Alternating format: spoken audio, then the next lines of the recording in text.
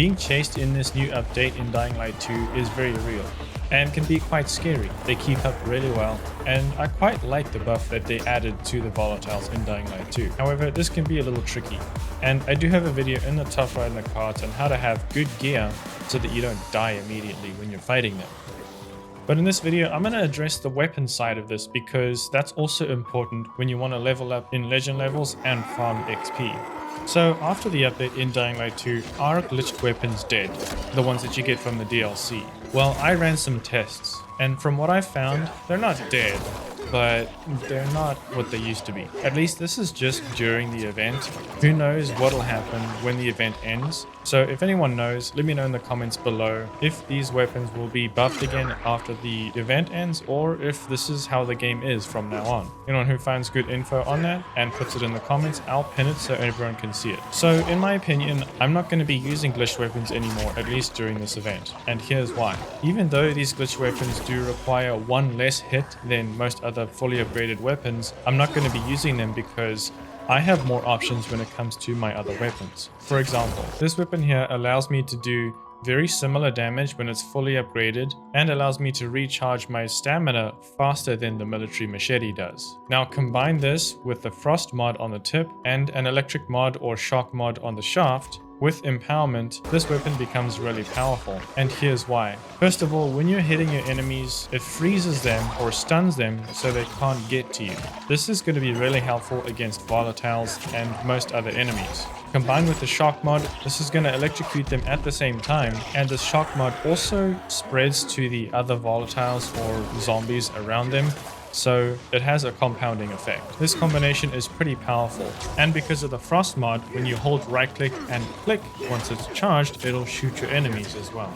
But you might ask, you can still do this on the Military Machete. Well, yes you can, and it does work on that, especially when you want to be able to hold right click and then click. It'll shoot frost towards your enemies, and combined with the electric mod, it'll do the same thing.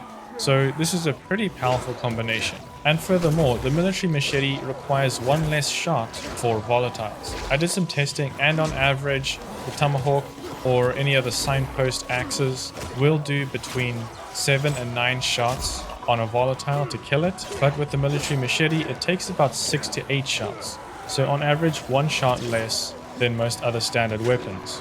But the stamina is the issue. It doesn't recharge your stamina as fast as most other weapons do. And this is going to be helpful, especially when you want to farm legend level XP in Dying Light 2. Speaking of farming legend level XP, I have had 2 videos on how to do this method, but considering the update, here's a new one. Right next to the fisheye, you can see this basin between the buildings, essentially. And right here, you can see there's sort of a half wall creating a mini fenced area, essentially. Now, this will act as sort of a barrier to avoid your enemies from running away, especially when you use a UV bar like this. They get staggered and they can't jump over the half wall as well as if there was no UV bar. The same thing goes if you use your UV flashlight. Now, you want to make sure that you have powerful gear to withstand attacks from enemies, and I have made a video on how to do that. The link is in the top right in the cards. Combine all of these techniques in this location, you can farm legend level XP from roaming volatiles here very easily. When you start a chase with them, they just show up and you just sit in this basin and keep hitting them. It's pretty easy. I figured this out by accident and I was just messing around and it works. If you know of any other locations to farm legend level XP from roaming volatiles or starting chases, and any other tips and tricks for your gear and mods or anything like that, let me know in the comments below, or feel free to join the Discord. The link is in the description. If this video is helpful, subscribe and stick around, leave a like if you enjoyed it, and I'll see you in the next video. Thanks for watching.